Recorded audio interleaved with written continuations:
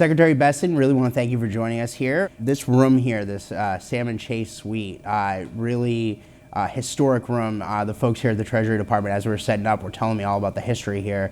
And I think there's no better place to have a conversation about ushering in a new golden era, a new golden age in America, as President Trump talks about it economically, than the room in which then Treasury Secretary, later Chief Justice of the U.S. Supreme Court, and President Abraham Lincoln developed a plan to save the Republic in the Civil War by being able to finance the Civil War. The roots of the U.S. economy are in this room. So really historic place to be.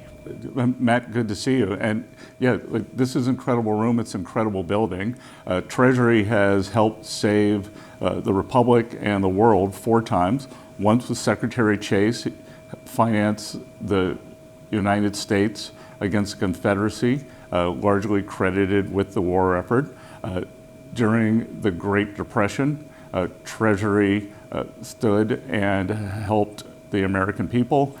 During World War II, Treasury ran up the national debt through selling war bonds and financed the American war effort on behalf of the Allies. And then during COVID, Treasury kept the American economy running. So I'm hoping that I won't be one of the Treasury Secretaries who's called on to save the Union or save the world, but the building has a great history. Right, but there are some major challenges that you've inherited as Treasury Secretary. Obviously, the previous administration, the Biden administration, inflation ran totally out of control. Prices were out of control. We're starting to see some promising signs here a month or so into the Trump administration. The latest numbers, CPI numbers, PPI numbers came out this week. Both seem to be headed in the right direction. We're not out of the woods yet, but your thoughts on those numbers that have come out this week? Well, Matt, you're exactly right, but there are a lot of things that were out of control. So the inflation was out of control, so we inherited an affordability crisis. Hopefully we don't get a recursive Bidenflation. We're very vigilant. Could happen again, but we are doing everything we can to keep it down. And before we can bring down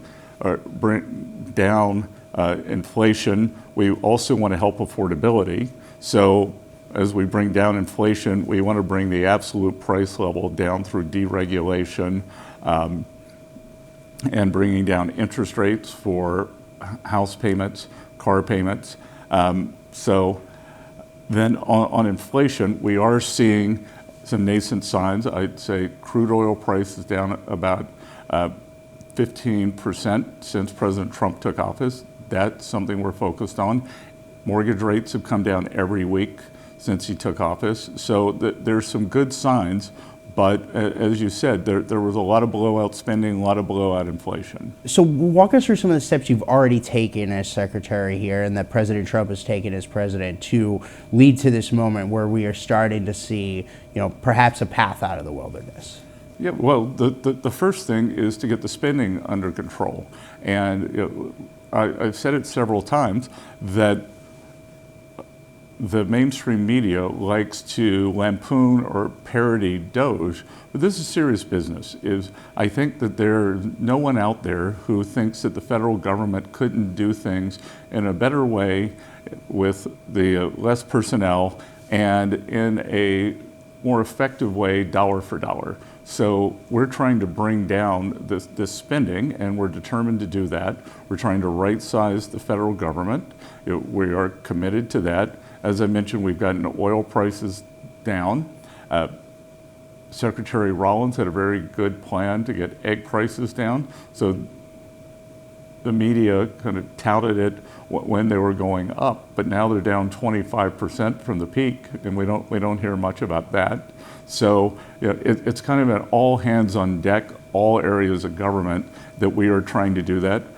Secretary Burgum, Secretary Wright are working on energy plans, whether it's permitting, whether it's this pipeline on the East Coast that'll bring down energy prices. We need the governor of New York to be our partner on that. So there are a lot of good things happening. The established media gets a lot of things wrong, right? Like, so the one of the things I remember they would regularly criticize President Trump on from the campaign, he would say that right when he took office, we would see prices coming down. Well, they're starting to do that, right? Like, I mean, that's the thing. President Trump was right. They were wrong. Respond to the critics out there, because you see it across the establishment media. If you go pull up the establishment media outlets today, they will literally be tons of headlines of economic uncertainty, unease. We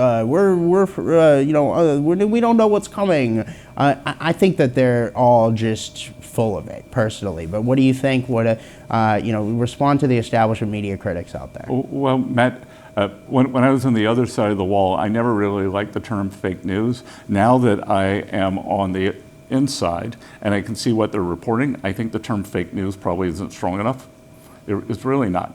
That they start with an a priori, they've written the story, and then they just kind of shift facts to back into it, because many of the stories that I've been involved with are just so far off. There was a story in the New York Times the other day that talked about 50% headcount decreases at the IRS. Nobody's talking about that. These were on background, these were not named sources, and they're just trying to stir tumult during taxpayer filing season. I mean, it's crazy. You gave a massive address recently at the New York Economic Club.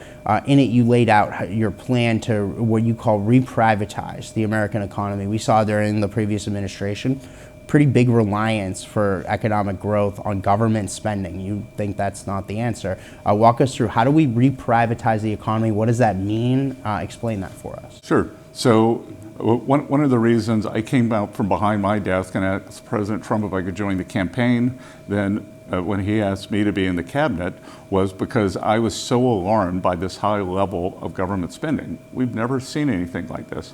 Highest level ever when we weren't in a war or in a recession. So the Biden administration relied on this blowout spending. Back to the mainstream media, no one criticized it when they were doing it, because it was for the great and the good, it was for green programs, it was for this, it was for overseas engagement. Now what we're trying to do is do a course correction where we bring down the government, we deleverage the government and re-lever the private sector. And we're going to do that by cutting spending, the lowering interest. We'll get a natural lowering of interest rates.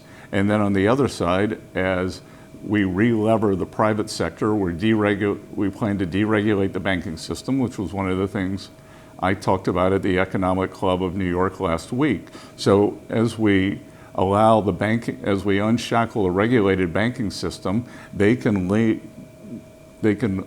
to the private sector, and especially Main Street, which has been overlooked. So small regional banks, small banks, community banks.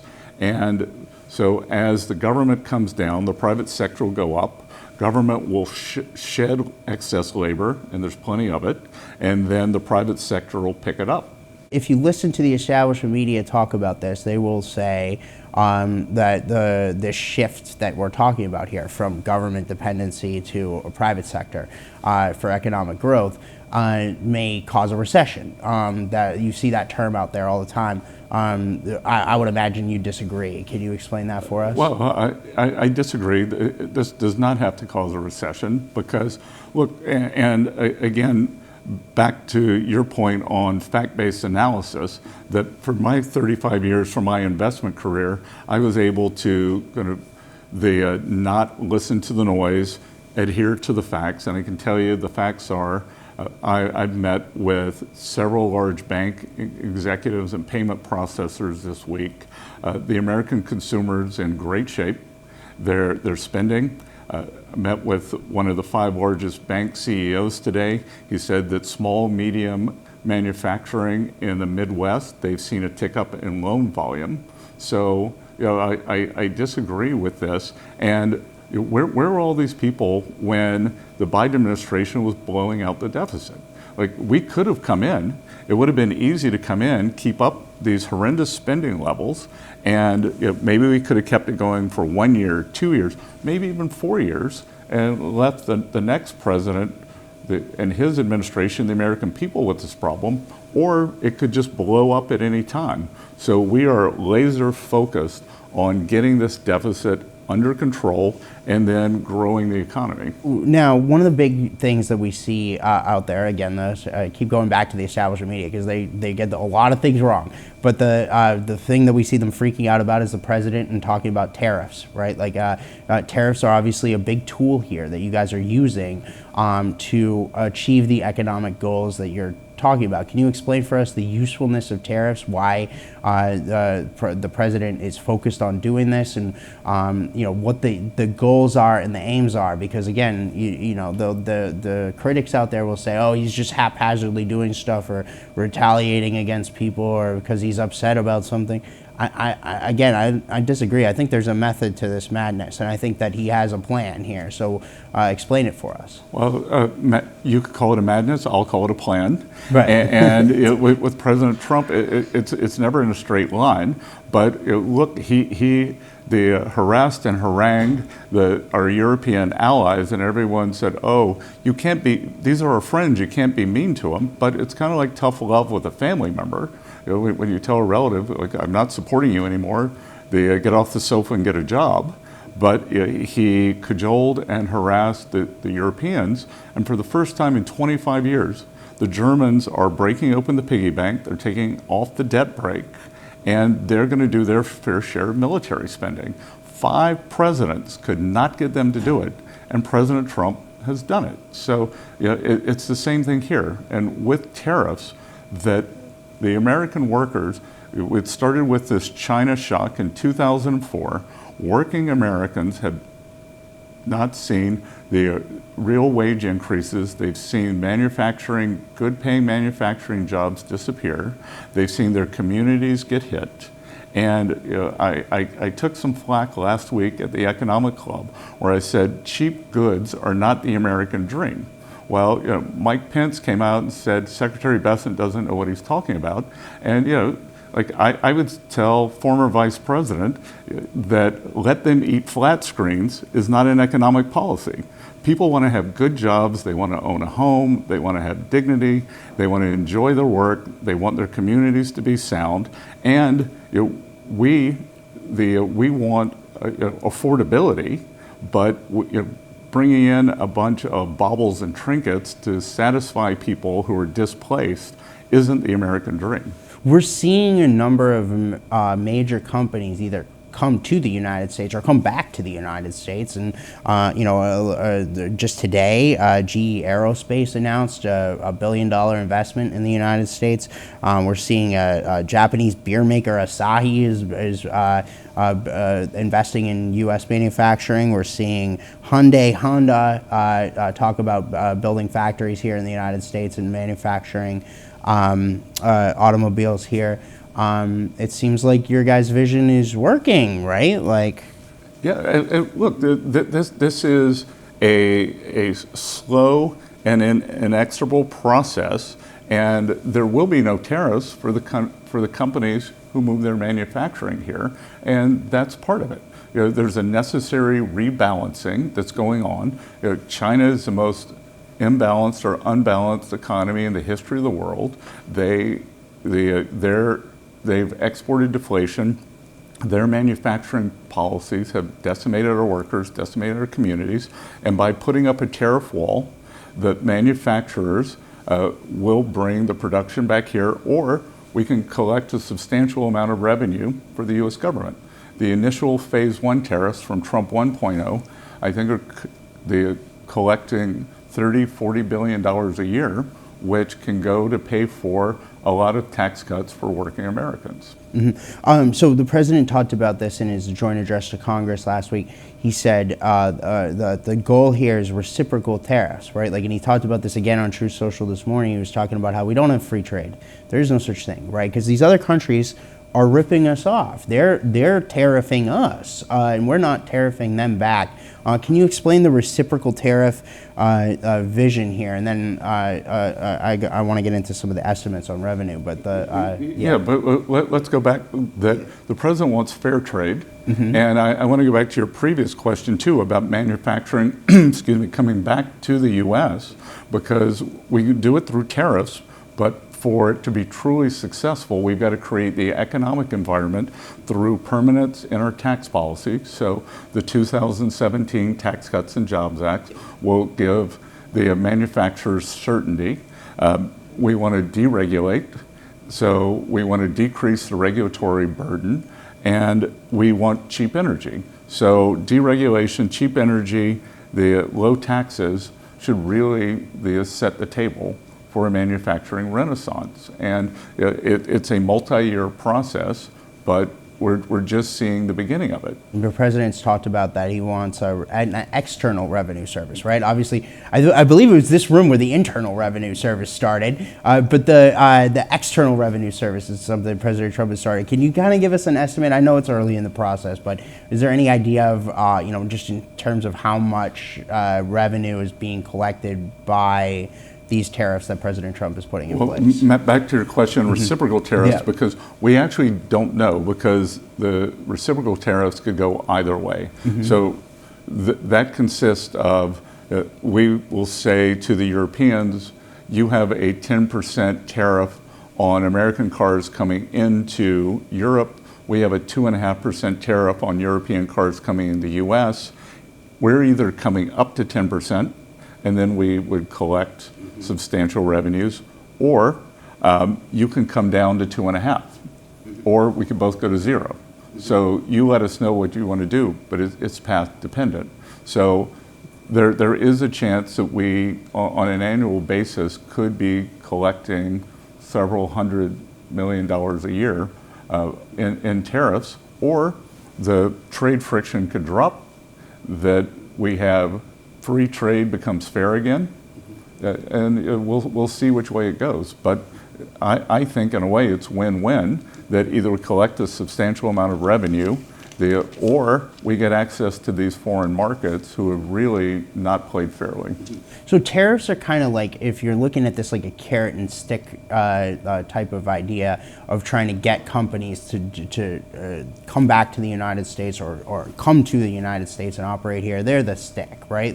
But you've got several carrots as well. I think you talked about several of these in your speech to the New York Economic Club. Can you talk to us a little bit about the carrots, if you will? It's like I said earlier, it's the deregulation, it's cheap energy, and it's going to be an abundant workforce as we move from workers, move from the government sector to the private sector. And one of the reasons during the past 4 years that we had negative or stagnant real wage growth was that so many of the jobs created were government jobs, and the government does not create real wage growth.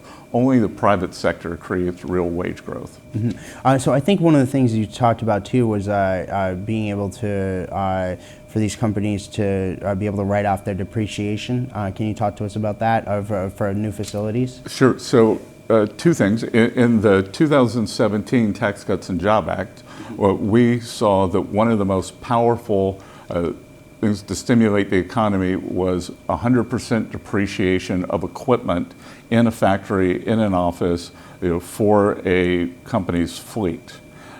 What we are considering now is allowing companies to, in the first year, write off 100% of their factory.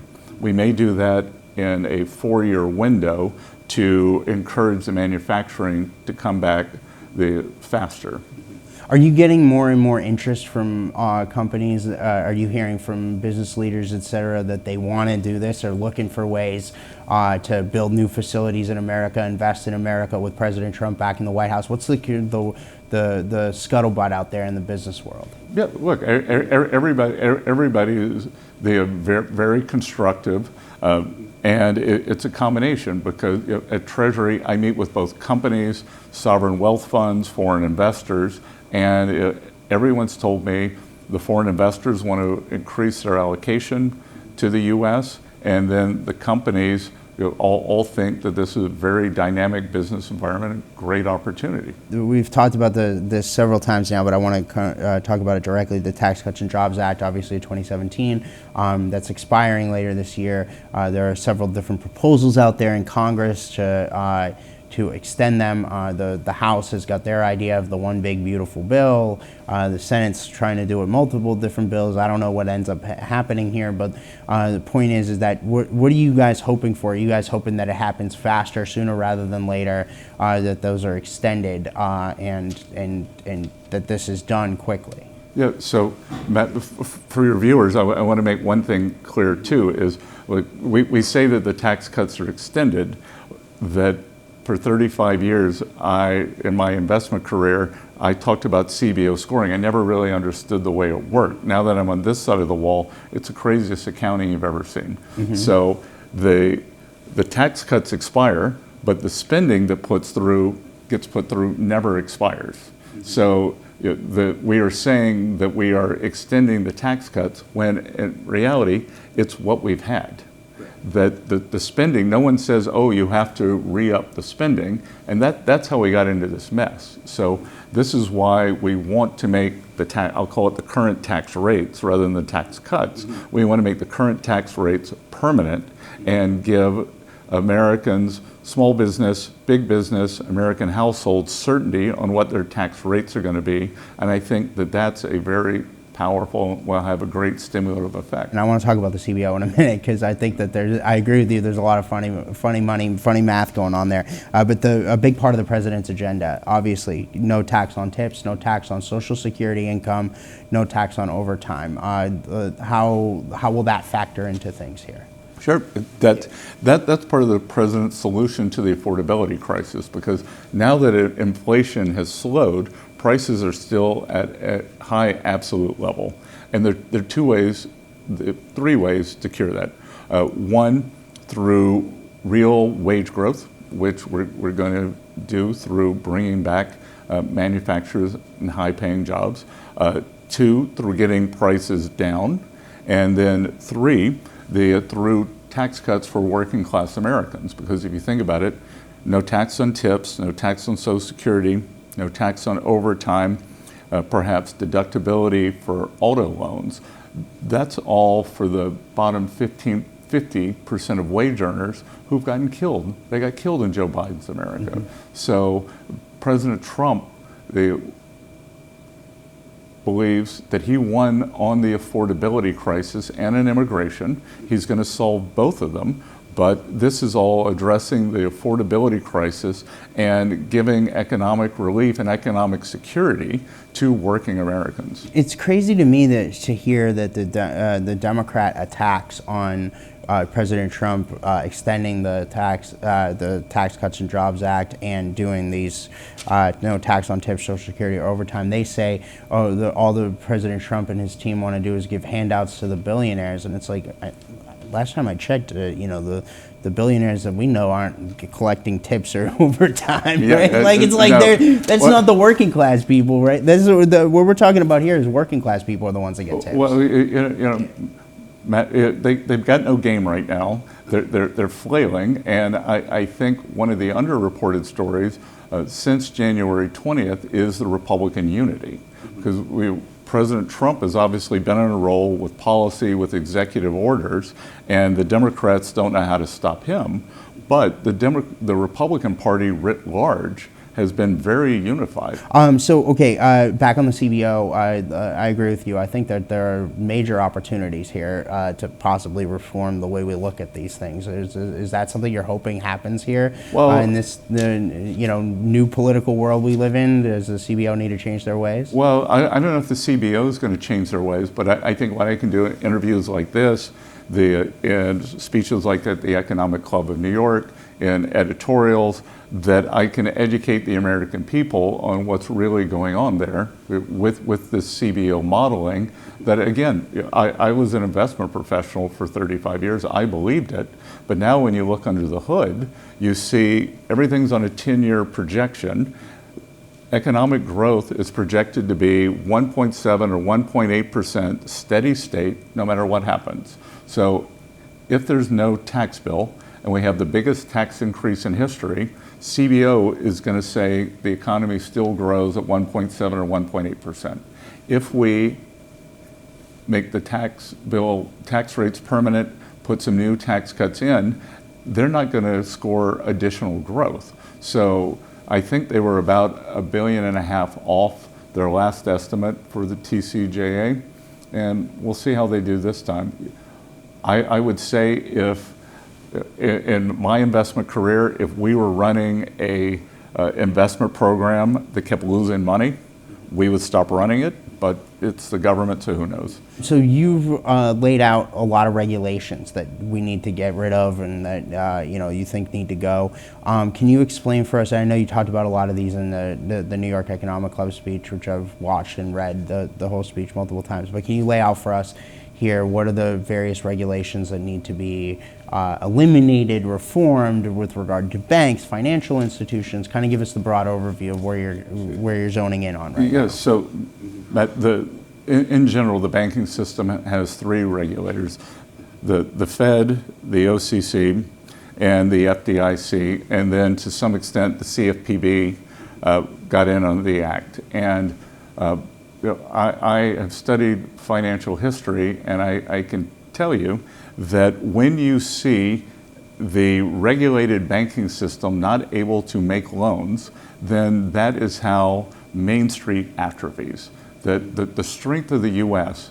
is the depth and breadth of our financial system, and we are cutting off the depth so that only the high-end borrowers. So there's a lot that we can do with regulation. In terms of bank supervision, the supervisors have a lot of discretion. There are rules that are being pressed upon small and community banks in terms of asset diversification, geographical diversification. They don't have geographical diversification. They might serve one small town with 5 branches. So there's a lot we can do with that. With the big banks, they are hung up, capital constrained. They're forced to hold reserves against the safest asset, government bonds. I actually think if we get rid of this thing called the SLR, we could bring down interest rates, and banks would be willing to hold more bonds because they don't have to have this big capital charge. And again, I've studied the history of this, and I'm not saying let her rip. What I'm saying is safe, sound, and secure banking, and make it so that the regulated banking system is helping the American business and people. So, okay, I want to wrap with a few things on the foreign stage. So you were obviously instrumental. You went to Ukraine, met with President Zelensky, helped negotiate that minerals deal. Obviously, we saw what happened in the Oval Office, but it seems as though the deal is back on. Zelensky had written to President Trump ahead of his joint address saying that he wants to sign it. Can you explain for us the contours of that deal and why it's important, why it would be good for America? Sure. So, Matt, I thought it was important to go to Kyiv, have a personal dialogue with President Zelensky in his office, and explain to him the goals of, and it's really more than a minerals deal. It's minerals, it's energy, it's infrastructure, so it's really an economic partnership. And I can tell you, first I'll start with what the deal is not. What the deal is not is one of these rapacious Chinese grab minerals, grab a port deal, and so we don't own anything. We have a partnership with the Ukrainian government for the benefit of American citizens, Ukrainian citizens, and the Ukrainians will provide the asset, we will provide the know-how, more capital, loans through our overseas government organizations, and I really think that we would be an accelerant for the Ukrainian economy. And this was part of President Trump's vision for the peace deal. So when I went to Ukraine, I told President Zelensky, the purpose of this deal is to link Ukrainian people with the American people as a signal to Russian leadership that there is no daylight in between us. And then President Trump could go negotiate with Vladimir Putin And President Putin would have seen that the Americans and Ukrainians are aligned. President Zelensky put some daylight in between us. I hope that he's done a good job of closing that daylight. And once we are sure that he wants a peace deal, then the economic partnership will be back on the table. And I think the good thing for the Ukrainian people is economic security, is national security. Good thing for the American people is we can have confidence that the money we put in, we're going to get a return on, and we will be part of a free Ukraine's prosperity. So on the other side of this equation is the Russians. And I've talked with Secretary Rubio about this, is that the U.S. has had very cold relations with the Russians, if at all, for a long time. They've gone after American businesses, right? There's an American-owned company that they've effectively seized over there. But Secretary Rubio said to me that we need to open up and have some communication with them and work with them to kind of get them to not be so close to the Chinese. Is that something that in the aftermath of a peace deal? Obviously today we saw Vladimir Putin come out and say some positive things about the ceasefire that Ukraine has supposedly agreed to. Is that something that you're looking at? Well, I think it was Secretary Rubio had a great line when President Trump was criticized for speaking with President Putin. He said, it's called diplomacy. You can't have diplomacy without having talks. And Ukraine is a frozen situation now. Actually, it's a little worse than frozen. The Russians are slowly moving forward. And President Trump wants the conflict to stop, and he's talking to both sides. You can't just issue an edict, let there be no war, and he's the ultimate deal maker. And I tell you, when he outlined his plan to me, it was very elegant.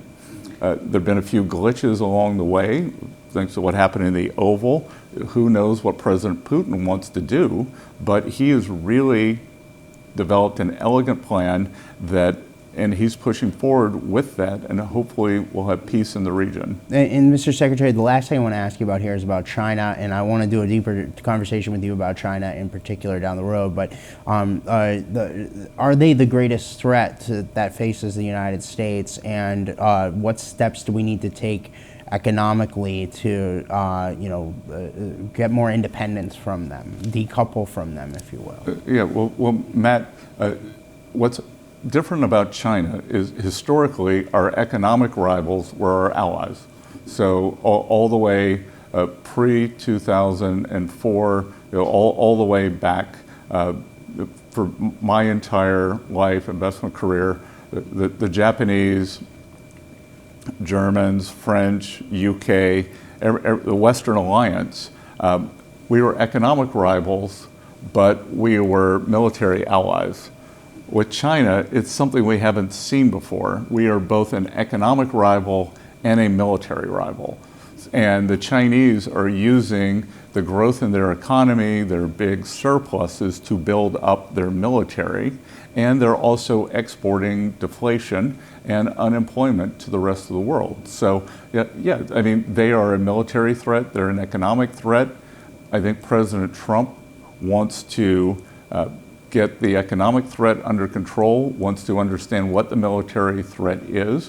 And I think if we could get fair trade with them, a good deal for the American taxpayer, for workers, get the military threat under control. And I see no reason we couldn't have a long-term peaceful coexistence, but we can't do it with China trying to make these great leap forwards in their military buildup and with what they're doing on the economic front.